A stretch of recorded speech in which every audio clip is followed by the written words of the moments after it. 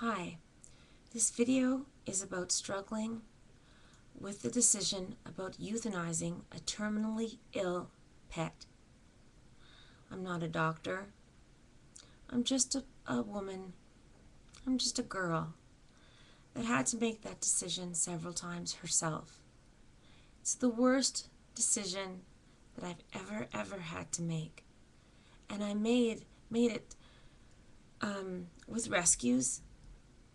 And I also had to make it a few times with my own pets. And I just wanted to talk to you about it. And I have a feeling that you looked up this video because you're struggling with it yourself. So I just wanted to tell you my story just to maybe help you make your decision. It's a very personal decision, and nobody can tell you what to do. But you know what? If you look down and feel it deep, deep, deep in your heart, you will know yourself what you have to do. Because if you listen to somebody else tell you what to do, it'll be hard for you to live with your decision afterwards. And I would hate for you to struggle with that and feel terrible feelings afterwards, because it's already a really tough, hard time that you're going through right now. Whether your pet is very old and has lived a long life, or is very young and is terminally sick, it's just because we love them so very, very much that this decision is extremely tough. My dog Cleo, her name was Cleopatra, Black Velvet Emma. I won't say her last names, but I say names because she had a few different fathers. Doesn't that sound terrible? But she was my best friend, and she was with me for a decade, and she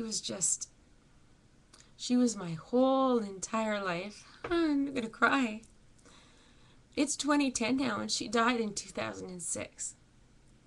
She had kidney disease, and I knew she wasn't feeling well because she was losing a lot of weight. And I took her to the doctor, and the doctor came out, and I remember the words that, "I'm sorry, but she's dying. She was only barely 10 years old." And I knew, I told myself, if I could make her last till 10, I've done a good job with my own dogs, if they could last till 10. And my baby girl looked at me, and I looked at her, and I thought, I'm going to do everything I can to keep her alive. And I brought her home. And you know, I was so selfish. I kept her at home with me, and she continued to lose weight, and she suffered. The last 3 days of her life I spent in the living room with her. She stopped eating. She stopped drinking.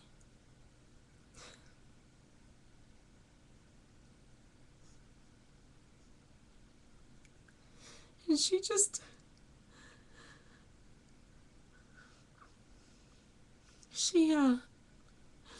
was so sick, and she was suffering so bad. And I was so selfish. And I kept her alive just for myself. Because I couldn't let her go. I didn't want to let her go. She came over to me. She used to give me hugs, like, she used to put her head on my lap, or put her head on my stomach and push against me, and that was our hug. And she was dry heaving and puking because there was nothing left inside of her because she was so very sick. And she came over, and she was a shepherd crossed with a husky, and she put her head on my lap and weakly pushed against me, and then she looked up at me, and I looked down at her, and I said, I know. It was like she was telling me that she was ready to go, that I was keeping her alive for myself, because she was communicating with me, and she was telling me that it was time for her to go. So the next day, The next day she got a second wind, and I could have selfishly kept her home and not went, but I took her. We walked around outside, her tail was wagging, she seemed like her old self for a little while. But she hopped in the van and I took her and I went to the vet and I held her and she cried and they put her down. A couple years later, her best friend, Chippy Dippy Pork Chop, started to get cranky. He was also with us for 8 years of her life. Her best friend, he retriever Rottweiler mix. And I won't even tell you what he did at her grave. Just so sad. Dogs know so much. They know so much. Anyway, we brought, he had lumps and he started getting cranky and he was just not himself. But he was still eating. He was just really cranky with the other dogs and just not happy and wanting to be around me all the time. And so I asked my mom to come for a ride to the vet with me, and we went down to the vet and drove in there. And he had a lump, and it was started to get bigger. And I told the vet that he was being cranky and stuff like that. And we went in there, and they took a test. And the vet came out, told me that Chippy had cancer, and it was only going to get worse. And I could take him home. And it was just going to grow, and it was going to get worse, and it was bone cancer, and he was going to suffer. And I put him down. 15 minutes later, Chippy was gone. I sent him to Rainbow Bridge. And the reason I did that was because Cleo taught me that I didn't want that we keep our dogs alive too long. And I'll never do that again. Because I didn't want Chippy to suffer the way that I made Cleo suffer. I'm a firm believer that we keep our dogs alive too long for ourselves. That when they're suffering, the most humane things and the deepest gift that we can do for them is be with them and hold them and tell them that we love them. And be with them as we send them off on their final journey to Rainbow Bridge and to heaven, and not let them suffer anymore. That's what we should do for them, because they have been there for us quietly and lovingly the whole entire time. So no matter what age, if they're sick and there's nothing else that we can do for them, such is life. Because we're all going to live and we're all going to die. And their jobs were done. They had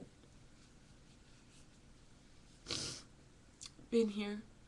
So I hugged Chippy and I whispered in his ear to say hi to Cleo for me and to give her kisses. And I sent him off to Rainbow Bridge to be with her. So, now people all around me call me when they're losing their dogs and ask what they should do. And I always just say, look in your dog's eyes and you feel it in your heart. Look at what your dog is saying to you.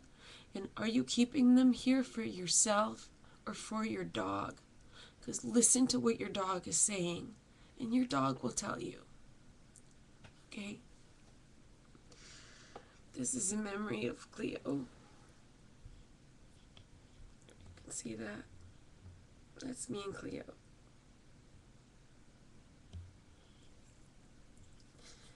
And that's Chippy.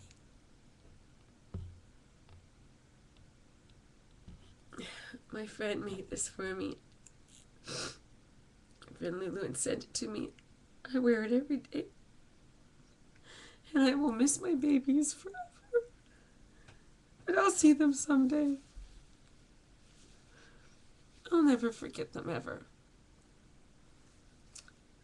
And the pain is still there. But you know, time heals. And I just miss them like I miss my family members that have